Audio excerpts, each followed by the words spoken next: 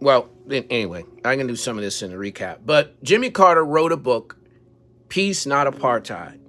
He addressed this years ago. The copyright on my book is 2016, but I really believe that he wrote it before then because I'd heard about it. But anyway, 2016, been out for a while. Certainly, that is his opinion. I talked to you in previous videos and talked about I had professors, Cincinnati Christian University, that would go to the Holy Land every year. They stayed on the Palestinian side. They refused to stay on on Israel's side because of how Israel was treating Palestine.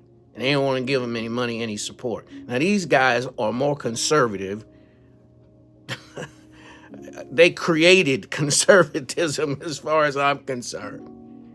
But they're also Christians, and they understand the difference between right and wrong. And they refuse to be a party to what was going on with these precious people.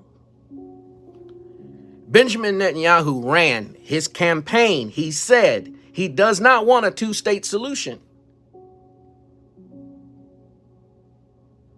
He doesn't want the kind of peace that the rest of us have been talking about. That's not what he's after.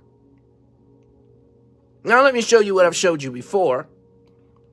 What his leaders think. I want you to first of all know exactly where this came from. All right? Navarra Media.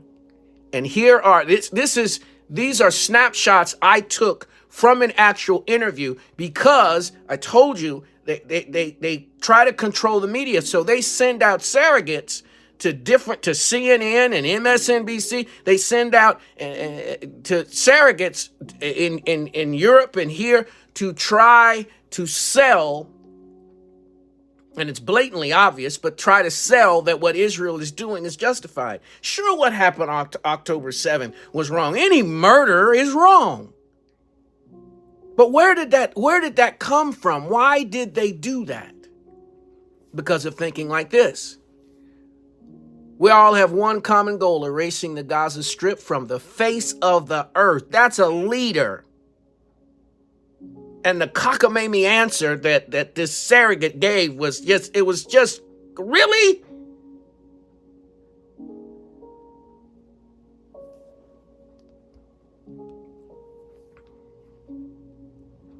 You can see there who they are, but this one, I definitely want you to see that this is the president. Israel has a prime minister and a president. The president says it's an entire nation out there that's responsible. Women, children, people that are in hospitals. The entire nation is responsible for October the 7th.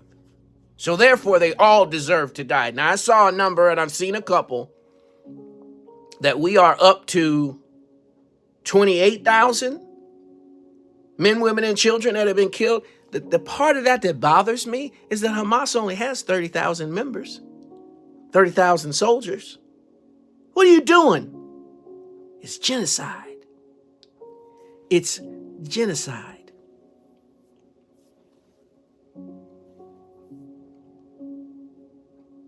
We are now actually rolling out the Gaza Nakba, the catastrophe. He said that out of his mouth.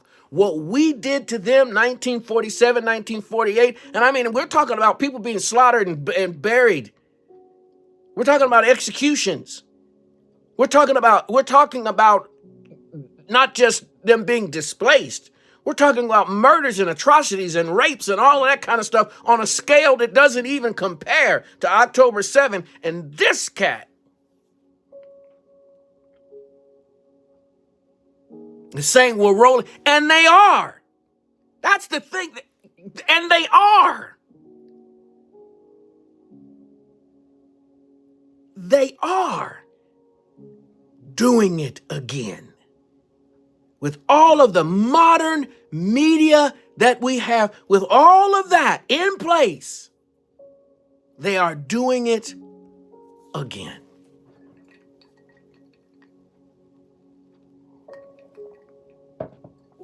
This is what's going on. They tell these people to leave northern Gaza. They're killing them as they go.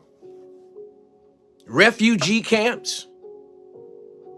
They're bombing refugee camps. They're bombing hospitals because they're saying that Hamas is in the basement. Okay, then strategically go in and get them out. Why are you bombing units that have babies? Why are you bombing sick people with cancer? Why destroy entire hospitals? Because you say somebody's in the basement, and there have been situations where they get there, nobody was in the basement. Killed all those people for nothing. Why? Because it is genocide.